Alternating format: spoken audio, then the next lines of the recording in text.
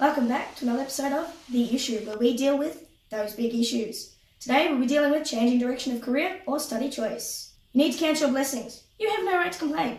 You heard that before? I know I have. It's a common statement made by people when they're trying to convince you all is right in your world. But is that fair or right when it isn't all right in your world? One thing to remember, it's never too late to change. When thinking about career or major study change, many people feel that although they dislike or are no longer engaged in their work, they've got no right to complain. At least they have a job, or they're studying. This might be true, but what's the point if you're unhappy in what you're doing? As I say, if you find a job you love, you'll never work a day in your life. And remember, age is never a barrier. In today's society, you can always return back to study and find a career that excites you or something you've always wanted to do. When entering the workforce or place of study, it's likely we believe this is where we want to go, but not true. Most of us find out it's not where we want to go and start looking for that different job. The difficulty in seeking employment or study makes many people decide not to do it and stay where they are and end up unhappy. But the truth of the matter is, the only thing stopping them is themselves.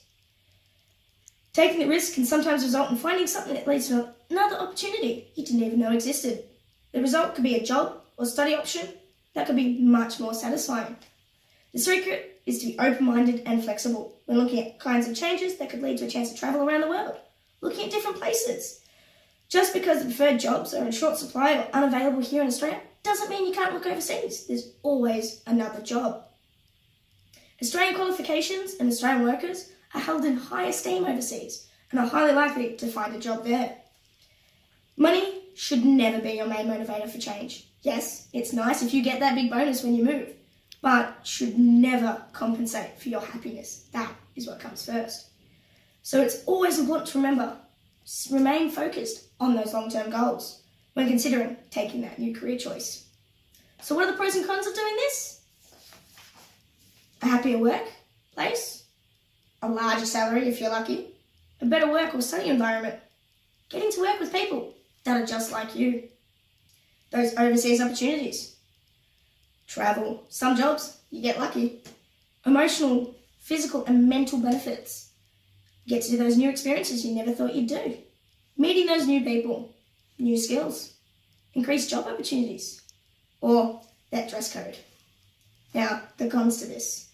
You could run into potential unemployment, that lower salary, relocation to a new place, having to return to study can be a bummer, lower position in the new workforce, family commitments, having to travel that little bit extra, larger expenses, stress of having to meet new people, working with those new people, acquiring the tools of the trade, or that dress code, once again, can be that bummer. Let's talk about the shortages of opportunities to learn prop design and making here in Australia. If your ultimate career goal was to be a prop designer or maker, you would need to find opportunities to achieve this long-term goal. It does not have to be just on the props, but here in Australia there are limited opportunities to specialise in that chosen field. VCA, NIDA and WAPA are the only Australian-wide tertiary level institutions to offer that certain course in prop design and making. This is a stark contrast to many colleges and theatre companies around the world. In the USA alone, there are hundreds of courses on offer.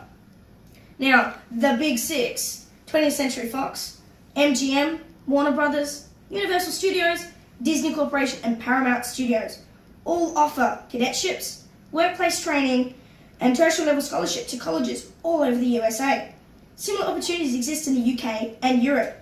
With the coming of the digital age, the diversity of opportunities for prop designer and makers have greatly increased. With the advance of modern technology, the demand for physical prop has declined in contrast to the increased demand for CGI. The limited and specialised nature of the courses available in Australia make it hard for many aspiring prop makers to gain access to the widely explored field that's already there. With the issue of limited courses on offer here in Australia, to study and learn the skills of a prop maker or designer, many people miss out, will then have to result in looking overseas. There they face the challenges of facing more people for those positions. Now, with that happening, many skilled workers that we could have here from Australia aren't there. So most of them are imported from international, or our work is shipped out to them. Now, why is this an issue for the Australian entertainment industry? Because with the great opportunity of potential prop designers to study and learn their craft, the more our entertainment industry could grow.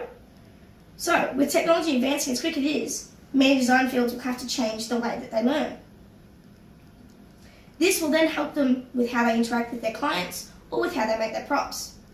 Prop making courses can and must provide a wide spectrum of possibilities for future employment, such as sculpting and prop making for film, TV and theatre, doing stills photography, commercial advertising, music videos, who doesn't love a bit of music, prosthetics and styling, events, festivals, fashion shows and promotion, window displays, we all love those Maya ones, don't we?